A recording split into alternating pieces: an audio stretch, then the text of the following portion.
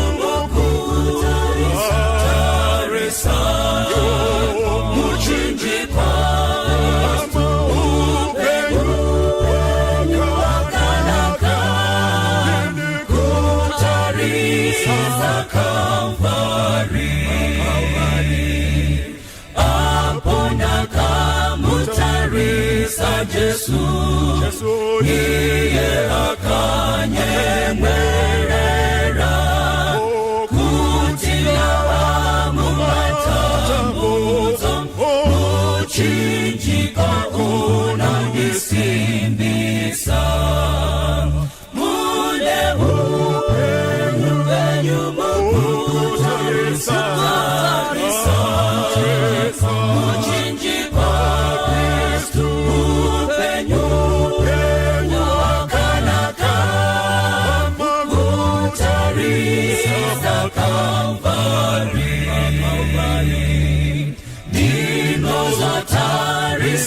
Samchinjiko ndosimira muchinjiko hakuna anozaputika anosimira simbaredenga mune upenyu mukutarisa muchinjiko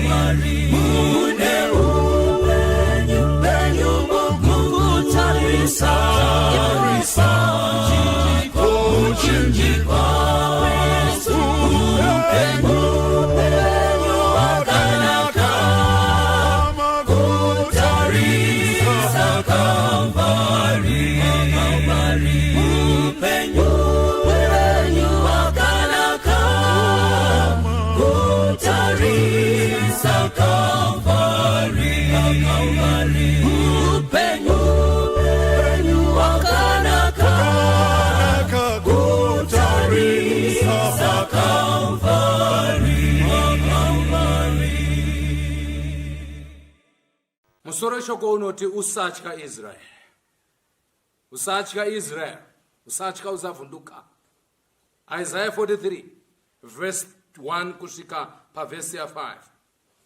Asi zvino zvanzi naJehovha akakusika iwe Jakobho, akakuumba iwe Israeri. Usatye hako, nokuti ndini ndakakudzikinura. Ndakakudana nezita rako, uri wangu. Amen. Kana uchipinda nemumvura zhinji, ndichava newe. Kana nemunzizi hazingakunyudzi. Kana uchifamba nemumoto haungatsvi, nemurazvo haungakupisi. Nokuti ndini Jehovha Mwari wako, ndakaisa Igupta ruri dzikinuro rwako, Ethiopia neSheba panzvimbo yako. Zvawakanga uchikosha. Amen. Ndoita siko. Ivhesi 4 yandandiri pairi. Zvawakanga uchikosha pamberi pangu, uchikudzwa nekudikana neni. Naizvozvo ndichaisa vanhu panzvimbo yako, namarudzi avanhu panzvimbo yeupenyu hwako. Verse 5. Usatye hako, nokuti ndinewe. Ndichauyisa vana vako vabve kumabvazuva, nokukuunganidza ubve kumavirira. Mwari awedzere chikomborero pakuverenga kweshoko rake. Ngatinamate. Baba tinomutendai. Idi dei musipo tisipo, dai musina shoko, dai pasina bhaibheri tichidlei Baba, tokutenda nechikafu chamatirongedzera. Tipei twese tikokote, imi musimudzirwe indodzikisirwa naJesu. Tanamate. Amen. Varume hama, paitaka nyaya pano, usatye ba. Kana pane chinhu chakabata munhu wekwedu, kutya.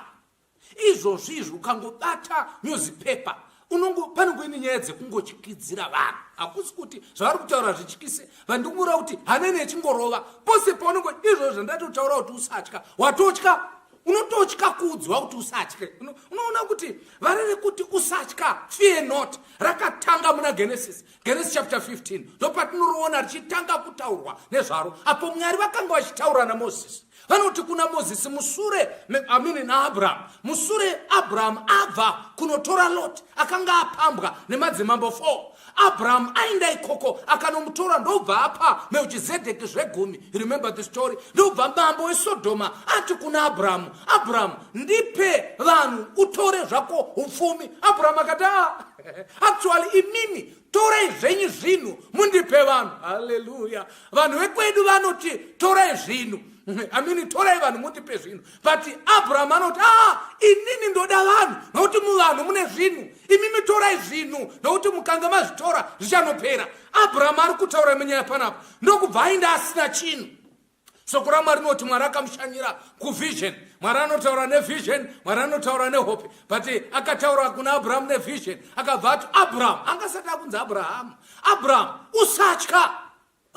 usatya hako, nokuti ini ndini chidziviriro chako. Number 1, shield.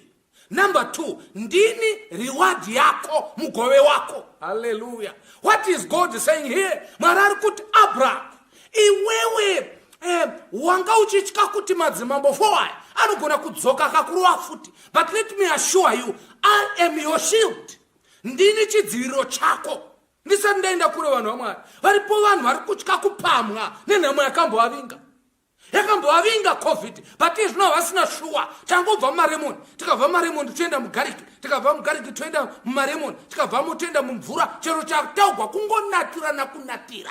As I speak here, huma dzedu dzongopenya nekunatira. Inzwa munhu waMwari, natira idla gariki, idla zvezvo rataugwa pati. Usatya, don't fear. Kwanzi kudiko pana. Kwanzi ndini chidziviriro chako, your shield.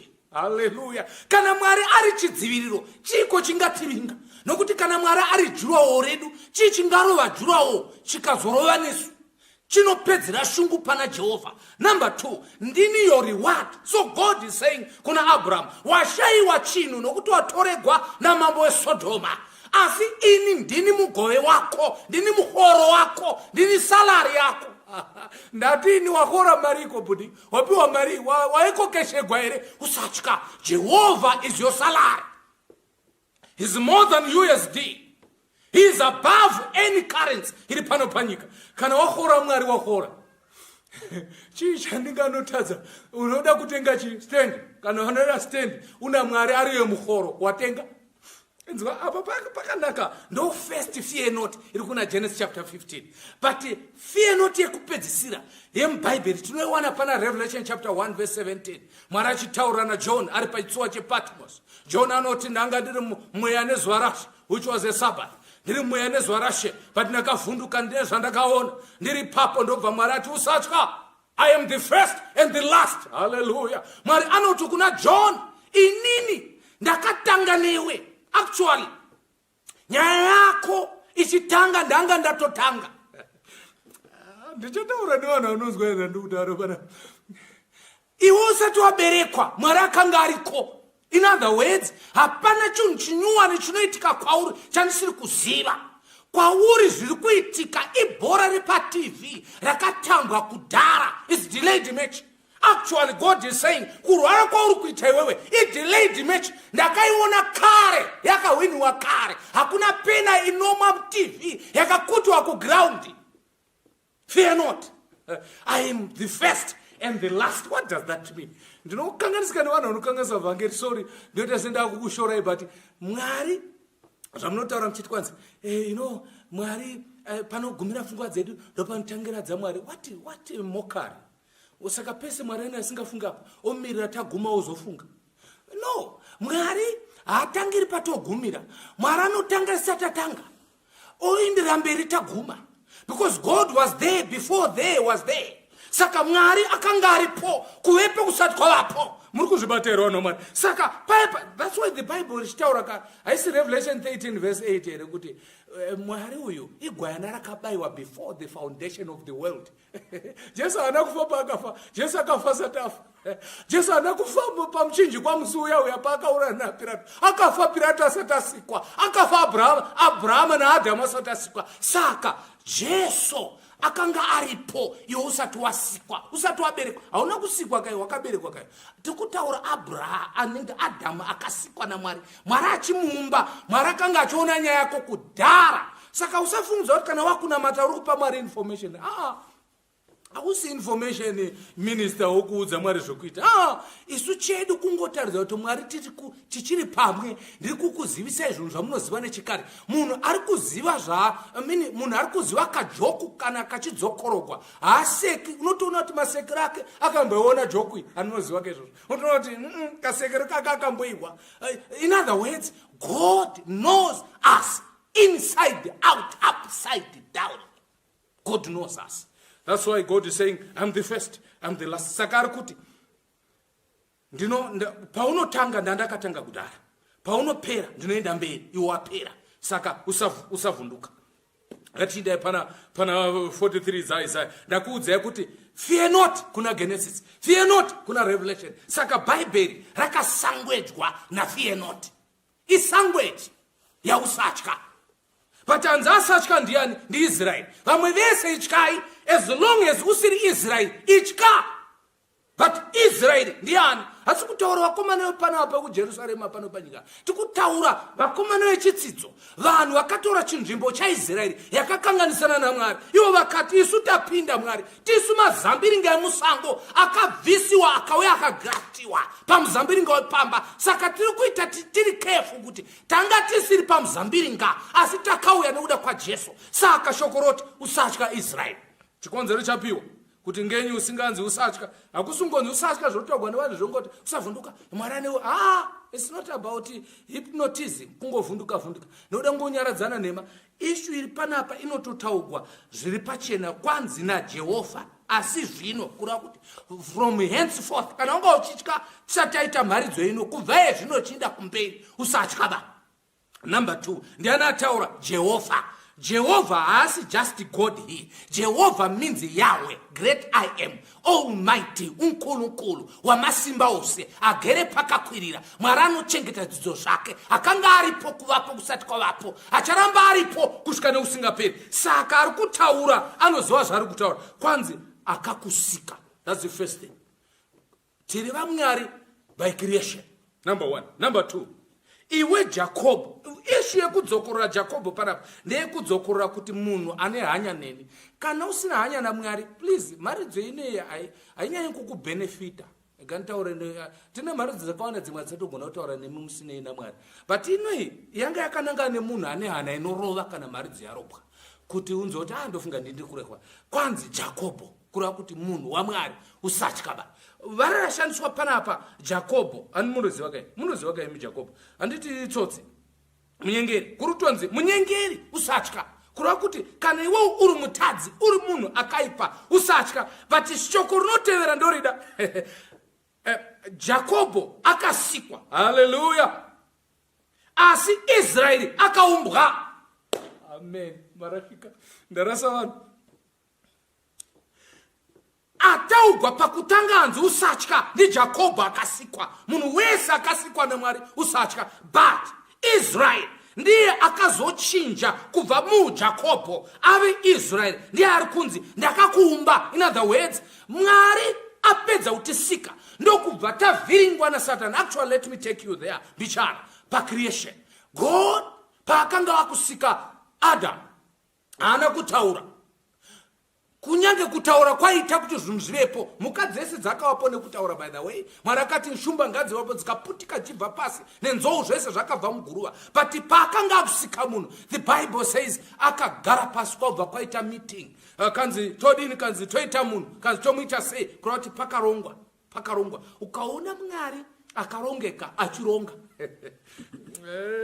nhasi rangu ndicharosha vanhu vaMwari. Ukaona Mwari akarongeka achironga, Mwari asingarasiki, but anoronga kuti ndingangorasika, iye kurasika kusimo maari. Zvoreva kuti munhu akasikwa with the terrible, what is the word, kunanzerera kuya kunotyisa, kuti hapana chofa kukanganisika pamunhu, kureva kuti that's why pakazotogwa fine dust, hapana kutogwa rukangarabwe. Saka kana uchibvunzwa how are you, the word riri clear ndere I'm fine, even though zvinosiri kufamba zvakanaka, because ndakaumbwa naMwari. Varirataugwa panapa ndere kuti ndakakuumba. In other words, Mwari akabata akakanya asati ashepa musoro akatanga kushepa brain, ndikutaura zvemukati. Saka ugoni kuudza Mwari nhamo dzako dzasingazivi, ariye akaumba. Inzwai munhu waMwari, hapana chinhu chaunosangana nacho chisingazika muna Jehovha, because ndiye akakuumba. Handiudziwi zvekuita nemombe yandaumba yedhaka, ndindotoikumira because haigoni kukuma. So this is the time where we must make sure tadzosera kuumbwa kwedu kuna Mwari, kuti Mwari atiumbe. Ndikandifambe kanyaya kandokada kwanzi ndakakutsikinura kureva kuti tiri vaMwari necreation, tiri vaMwari nekuumbwa, reshaping, tiri vaMwari by redemption. Jesu akatifira pamuchinjikwa, aona kuti zvokuti munhu uyu aramba akadai, chirega nditonofa iye ararame, ndokudiwa kaiko kabva kwanzi usatya hako, nokuti ndini ndakakudzikinura, ndakakudana nezita rako. Amen. Akwanzi uri wangu. Nozova kana munhu akati uyu mufesi wangu, ukanzi naMwari uri wangu, kureva kuti I've covered your back. Unotaura chirungu kuti usavhunduka, iwo uri wangu. Iwo pana vanhu vakawanda unoti uri wangu but unozokurasisa, but kana wanzi naJehovha uri wangu, wapindaka. Ndokunonzi kupinda machena kako, kuti Mwari anoti idzi ndedzangu idzi. Kanzi Mwari achitaura kuti muri kureva, kanzi waona here Jobho, kanzi kandamona, kanzi ndewangu. Wakomana naye vanhu vaMwari, unodiri ngoita munhu wavanhu usingaiti munhu waMwari? Uri wangu, kureva kuti personal. Varirashandiswa risire kuti imimi muri vangu. You are mine, iwewe as an individual. You are mine, uri wangu, iwe pachako uri wangu. This is personal. And the mwechana chandada kwanzi, kana uchipinda mumvura zhinji, kwete shoma ba, ndichava newe. Vabereki vadu vaisiti kana tuchiinda vachituma panze, ndinotora huni panze pakasviba, kunzi afamba ndiri kukuona. Ivo varumba taifamba nekuda kwokuti vati ndiri kukuona, but kunyange vasingationi tainde tonotora, because tina assurance kuti mai vati vari kundiona. But nzwai panapa kwanzi naJehovha, kana uchipinda mumvura, varandoda kuti muchinanzerere ndikana. Kana apa muchishona shona inoshayikwa mavara, chirungu chinoti when, not if. When na if vakasiyana, when inoreva kuti paunenge uchipinda, if inoreva kuti ungangopinda. Saka zvokutaridza kuti kupinda mumvura zhinji haisi fungidziro, tichatopinda chete. Chiri kunzi mvura zhinji panapa haisi mvura, kunyange iri mvura hayo kuti unogona kupinda mvura, but issue ndeye matambudziko anonyudza semvura. Ari kutonzi achauya tichapinda. Dambudziko redu zhinji ndere kusada kupinda. Mwari haasi kuti ndichakudzivirira kuti usapinde. Mwari ari kuti kana when paunongopindira ini ndinopinda newe. Asiyana namai anoti famba ndikukuona iwe wachirongedza. Mwari anoti ndinopinda newe. Ndinoona sekuti zviri nani kupinda mumvura inonyudza una Mwari pane kufamba pakaoma usina Jehovha. Nokuti unogona kunyura pakaoma. Funza Faro nemauto ake vakanyura. Mwari akanga asipo, asinawo, but Israeri yakafamba. Saka kwanzi ndichapinda newe. And then kanzi ukapinda nemvura kurava kuti shoko repandere kuti tisanamatira kusapinda. Ngatinamatire kupinda tina Jehovha. Usabvuma kupinda muchoto Mwari asimo. Iyo idanger iyo. Bvunza vakomana Shadrach, Meshach, Abednego. Vakapinda na Jehovha. Actually, vakapinda manga muna Jehovha. Kurava kuti Jehovha anopinda asati tapinda. Kuti wati kupinda kwedu kugove nyore. Mazvibata kezvo. Kana tapinda na Jehovha, nyango tikagaramo. Usati ngonamatire kubuda. Pane zvimwe zviri nani kutogaramo. Una Jehovha. You know why? Because kana ndina Jesu chiko chinondikunda. Mashavi kada nyanza kada chinyi hachinganyudzi ngarawa kana Jesu ari mukati mengarawa iyo. Saka kanzi panapa nyango nemurazvo womota haukunyudzi. Chikonzero chapiwa paverse 3. Nokuti ndini Jehovha Mwari wako. Ndaitaura kudhara. Ndakaisa Egypt ruve rudzikino rwako. Ishu yeEgypt, Ethiopia neSheba. Ishu yezvakaitwa naMwari muupenyu hwedu. Zvinotaridza kuti Mwari ane hanya nesu. Zvinhu zvikuru zvataisagona kugwisana nazvo. Egypt paingotaurwa kuIsraeri kanzi ndakakubvisa kuEgypt. Israeri yabva yabvunda because vaiziva kuti kwakusingabudike. Pane zvimwe zvakabviswa naMwari zvakaoma vanhu vaMwari. Pane imwe Egypt yeupenyu yatakabviswa naMwari yekuti kana tikangohwa kuti Egypt tohakubvunda totwauda kuenda kuchechi because Mwari wakatiburitsa. Ishu yeEthiopia ndeye ishu yecrisis yekuti Ethiopia yaizikama yanga iri super power, yaizikama nenyaya yekuti yanga ine economy yakanaka, but Mwari anoti ndakakupa kurava kuti ivavo vanhu ivavo vakadefeatiwa newe because ndakakutungamirira. Saka even munguva yecrisis yeeconomy chayo Mwari kana akatitungamirira usatya. Because Jehovha ati ndinewe. Rekandipesa kanyaya yakundigona matanemi. Pavhesi ya 4 ndinopada. Zvawakanga uchikosha pamberi pangu. Shiona inotite ikwe. You know, zvawakanga uchikosha pamberi pangu uchikudzwa nekudikana neni. Naizvozvo ndichaisa vanhu panzvimbo yako namarudzi avanhu panzvimbo yeupenyu hwako. What is being said here? Zvawakanga uchikosha pamberi pangu, which means iwewe, because of your value in my eyes. That's what Shona says. Nekuda kwevalue yako mumaziso angu. Inzwayo naMwari. Isusu hatisiwe dhora fotukasi. Aiwa. Ndinogona kuendisina mari sekundizwa kwamuneta but handitengeseki nemari yepanapa. Haugoni kundichaja nedhora rekuAmerica kana euro. You can't buy me as I am ndakadai. Handitengeseki nekamari katokotoko kakadaro. Nyango mukachera goridhe rese zvese nechrome yemuZimbabwe yese mukatora neSouth Africa zvese mukati muruda kubhadhara kunditora handitoreke because value yangu inotoda kufa kwemunhu. And handifigwi nemunhu wenje, ndinofigwa naJesu, ndo value yangu. Saka my value itarise pana Jesu. Kwanzi kudii pana kwanzi wanga uchikosha uchidikana neni uchikudzwa kurava kuti Mwari anotikudza anotida.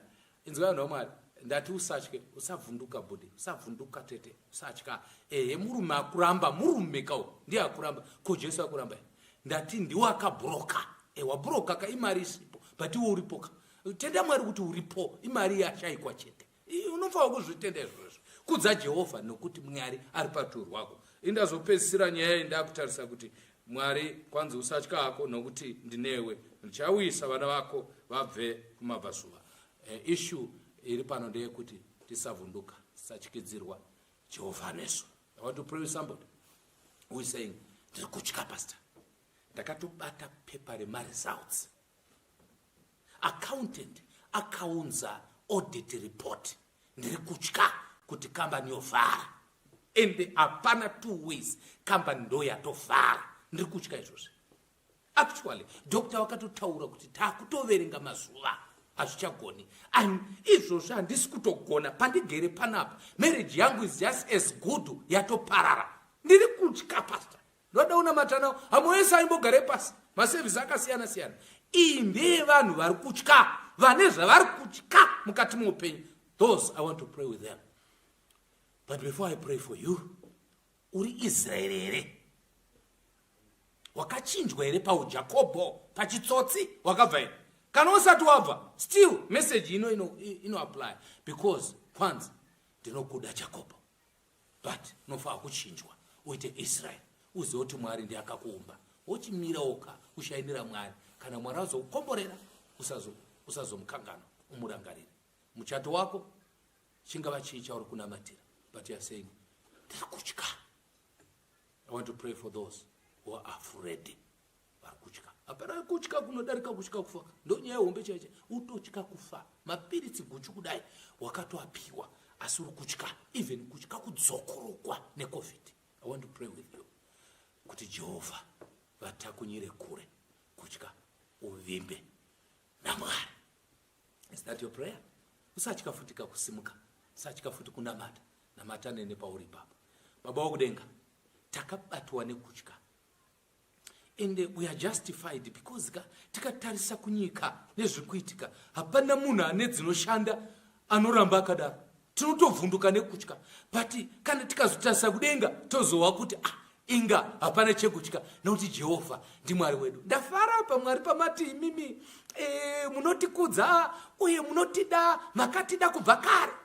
Kudzokorora Genesis, kudzokorora 3:16 dzaJohn, imo mubhuku raOld Testament, kuti makatida mukatifira pamuchinjikwa. Ndokunamatira mai ava vari kutya zvinotyisa. Actually, as I speak, hana yavo iri kutorova, because havana sure kuti service inopera vari vapenyu.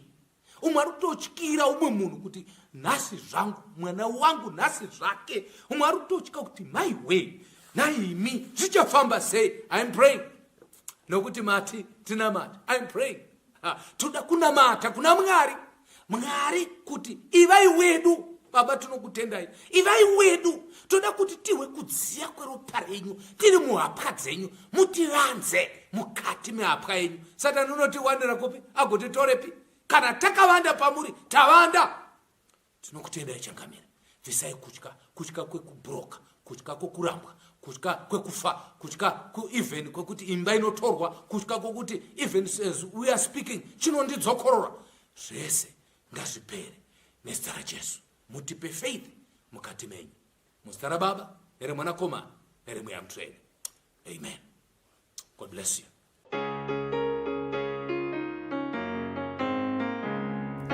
Kana ndina Jesu ndinoyenda kwese, ndoyenda kwese anotungamira, kuti asipo handina rufaro. Kwese ndina Jesu handityi chiro. Kwese handizotyiba. Kwese ndina Jesu handityi chiro. Kwese ndina Jesu handisinega. Kana vamwe vandisiya aneni, kana nzira izere matambudzo, kuti Jesu aneni ndinofara. Kwese handizotyiba. Kwese ndina Jesu handityi chiro. Kwese ndina Jesu ndigararako. Apo ndimarepasira ndibata, ndinoziva kuti achandimutsa. Kwese ndina Jesu muchaufadza. Kwese handizotyiba. zoshkiba kwese ndina Jesu handi chiro kwese handi zoshkiba kwese ndina Jesu handi chiro. Jesus, give me the cross, there a precious fountain, free to roll the healing stream.